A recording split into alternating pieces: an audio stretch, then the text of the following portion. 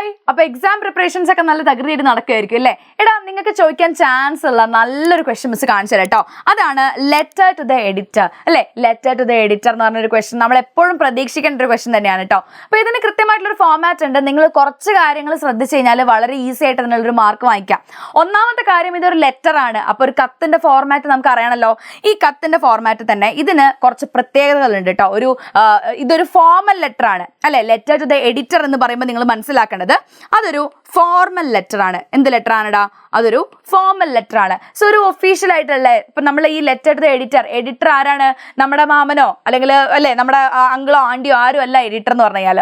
May be ആയിരിക്കാം, എന്നാൽ പോലും ഒരു ഓഫീസിലൂടെയുള്ള ഒരു കത്തായതുകൊണ്ട് തന്നെ എന്താണ് അതിനൊരു ഒഫീഷ്യൽ സ്വഭാവം, ഒരു ഫോർമൽ സ്വഭാവം സൂക്ഷിക്കേണ്ടത് ഇമ്പോർട്ടൻ്റ് ആണ് കേട്ടോ. സോ നിങ്ങൾ നോക്കുകയാണെങ്കിൽ നമുക്കിത് അവിടെ നമ്മളൊരു ഡേറ്റ് കൊടുക്കണം അല്ലെ? ഡേറ്റ് നിങ്ങൾ ഇടാൻ വേണ്ടി മറക്കരുത്.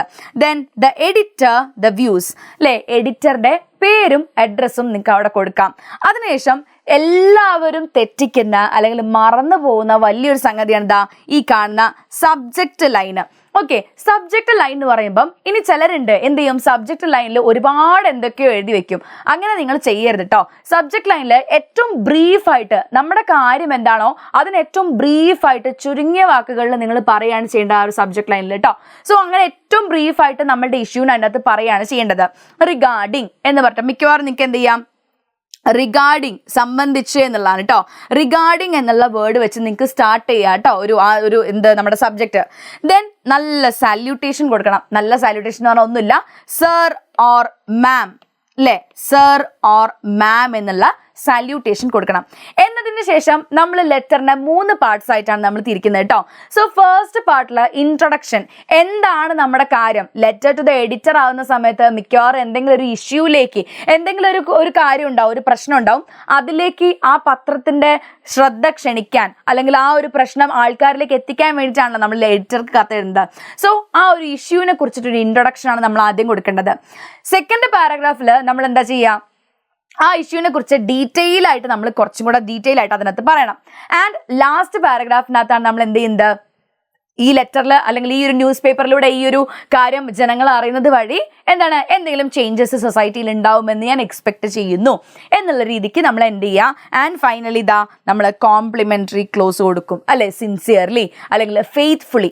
സിൻസിയർലിനേക്കാളും ഞാൻ കൂടുതൽ സജസ്റ്റ് ചെയ്യുക ഫെയ്ത്ത്ഫുള്ളി ആണ് കേട്ടോ, വിശ്വാസത്തോടെ. സിൻസിയർലി എന്നുള്ളതിനേക്കാളും ഫെയ്ത്ത്ഫുള്ളി അല്ലേ? നമ്മൾ വിശ്വാസത്തോടെ എന്നുള്ളതാണ്, വിശ്വസ്തയോടെ നമ്മളുടെ അഡ്രസ്സ് കൊടുക്കുക. ഇതാണ് ഫോർമാറ്റ്. ഇനി ഞാൻ നിൽക്കുക ഒരു ലെറ്റർ ഇവിടെ കാണിച്ചു തരാം. The editor, Malayala Manorama, date. നമ്മളിതാ ഇത്രയേ ആവശ്യമുള്ളൂ കേട്ടോ. ഇനി വേറൊരു പോസിബിലിറ്റി പറയുന്നത്, ചിലപ്പോൾ നിങ്ങൾക്ക് ഇമെയിൽ എഴുതാൻ വേണ്ടി പറയും. അതായത് എഡിറ്റർക്ക് തന്നെ ഒരു ഇമെയിൽ ആയിട്ട് അയക്കാൻ വേണ്ടി പറയും. അങ്ങനെ ഇമെയിൽ ആവുന്ന സമയത്ത് ഇതാ നിങ്ങൾ ഈ കാണുന്ന സാധനം ഒന്ന് മാറ്റിയിട്ട് അവിടെ എന്ത് ചെയ്താൽ മതി, എഡിറ്റർ മലയാള മനോരമ അല്ലെ? എഡിറ്റർ .മനോരമ അല്ലെ? www. അങ്ങനെയാണല്ലോ ഒരു മെയിൽ ID സ്റ്റാർട്ട് ചെയ്യുക, അങ്ങനെയാണല്ലോ അല്ലെ? www എന്നല്ലേ?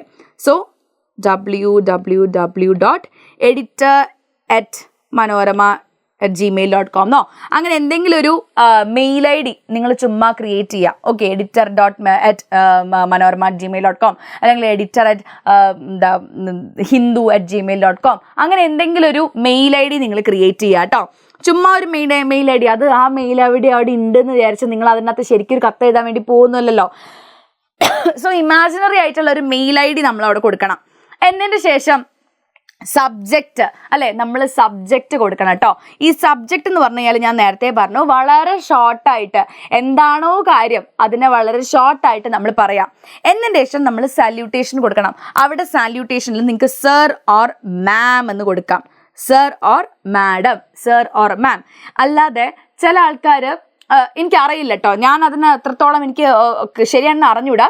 ചില ആൾക്കാർ റെസ്പെക്റ്റഡ് ഓക്കെയാണ്, ഫൈനാണ്, കുഴപ്പമില്ല. പക്ഷെ ഏറ്റവും നല്ലത് അങ്ങനെ വേറെ പ്രത്യേകിച്ച് കാര്യങ്ങളൊന്നും ഇല്ലാണ്ട് സർ ഓർ മാം എഴുതുന്നതാണ്.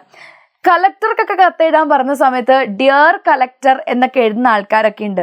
അങ്ങനെ ഡിയർ സർ അല്ലെങ്കിൽ ഡിയർ മാം എന്ന് പറയുന്നതിനേക്കാളും ഏറ്റവും ഒരു വൃത്തിയുള്ളത് ഒരു ഒഫീഷ്യൽ ആയിട്ടുള്ള സംഗതിയല്ലേ, അതിന് നമുക്ക് ജസ്റ്റ് സർ ഓർ മാം എന്ന് പറയുന്നതാണ്. അല്ലെങ്കിൽ റെസ്പെക്റ്റഡ് സർ ഓർ മാം, അത്രയും മതി കേട്ടോ. ഡിയർ എന്ന് ചേർക്കുന്നതിനേക്കാളും നല്ലത് ഇതായിരിക്കും. ദെൻ നോക്കിയേ, അതിൻ്റെ ഇൻട്രൊഡക്ഷൻ നോക്കിയേ. I am writing to bring attention to the increasing cyber crimes in Kerala. അല്ലെ, കേരളത്തിലെ സൈബർ ക്രൈംസിലേക്ക് അറ്റൻഷൻ കൊണ്ടുവരാനാണ് ഞാൻ നോക്കുന്നത്. Nowadays many people especially youngsters are becoming victim of online frauds, hacking, cyber bullying. It is a serious issue that needs immediate action എന്നൊക്കെ പറയാണ്.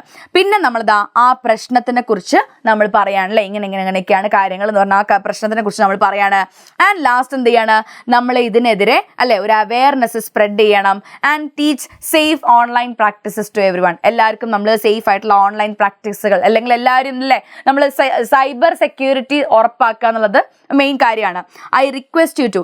എന്നിട്ട് ഇതിപ്പോൾ ഞാൻ നിങ്ങൾക്ക് ഫോർമാറ്റാണ് കാണിച്ചിട്ടുണ്ട്, ഇതിൻ്റെ കോണ്ടന്റ് നിങ്ങൾ നോക്കണ്ട, ഫോർമാറ്റ് നോക്കിയാൽ മതി. I request you to publish more articles on cyber crimes and ways to stay safe online. അപ്പം നിങ്ങളോട് ആ പത്രാധിപർക്ക് ചെയ്യാൻ പറ്റുന്ന ഒരു കാര്യം എന്താണ്, കൂടുതൽ ആർട്ടിക്കിൾസ് പബ്ലിഷ് ചെയ്യുക, അല്ലെ, ഈ ഒരു ഇഷ്യൂനെ മിറർ ചെയ്യുക, ഈ ഒരു ഇഷ്യൂനെ ആൾക്കാരിലേക്ക് എത്തിക്കുക എന്നുള്ളതാണ് അല്ലേ. Then this will help people understand dangers and protect themselves better. ആൾക്കാരെ എന്താണ് കുറേയും കൂടെ ഇത് ബോധവാന്മാരാക്കുകയും ഈ കാര്യത്തിന് വേണ്ടിയിട്ട് അല്ലേ ഒന്നും കൂടെ സേഫ് ആയിട്ടിരിക്കാൻ വേണ്ടി ഹെൽപ്പ് ചെയ്യുമെന്ന് പറയാണ്. ലാസ്റ്റ് കണ്ടോ, സിൻസിയർലി അല്ലെങ്കിൽ ഫെയ്ത്ത്ഫുള്ളി അരുൺ, അല്ലെങ്കിൽ നമ്മളുടെ ഒരു പേര് കൊടുക്കുക. So this is how you should write letter to the editor. ഇത്രയേ ഉള്ളൂ കേട്ടോ, വളരെ ഈസി ആയിട്ടുള്ള ഒരു ഫോർമാറ്റാണ്. ഇത്രയേ ഉള്ളൂ ബാബുസ്വാമി, അത്രയേ ഉള്ളൂ, കൂടുതൽ വലിയ പ്രശ്നമൊന്നുമില്ല കേട്ടോ. അപ്പോൾ ഇതിനുള്ള മാർക്കൊക്കെ നിങ്ങൾ വാങ്ങിക്കുക. ഇതിനൊക്കെ ഫോർമാറ്റിന് മാർക്കുള്ള സംഗതിയാണ്. കോണ്ടന്റിനും മാർക്കുണ്ട്, ഫോർമാറ്റിനും മാർക്കുണ്ട്. ഈസി ആയിട്ട് നിങ്ങൾക്ക് മാർക്ക് സ്കോർ ചെയ്യാൻ പറ്റുന്ന ഒരു സംഗതിയാണ്. ലെറ്റേഴ്സിനൊന്നും മാർക്ക് ഒരിക്കലും കളയരുത് കേട്ടോ. ഓക്കെ, സോ ഇനി നമുക്ക് ഇതേപോലെ തന്നെ വേറൊരു വീഡിയോയിൽ കാണാം. Till then it's me Varnitha signing off. By.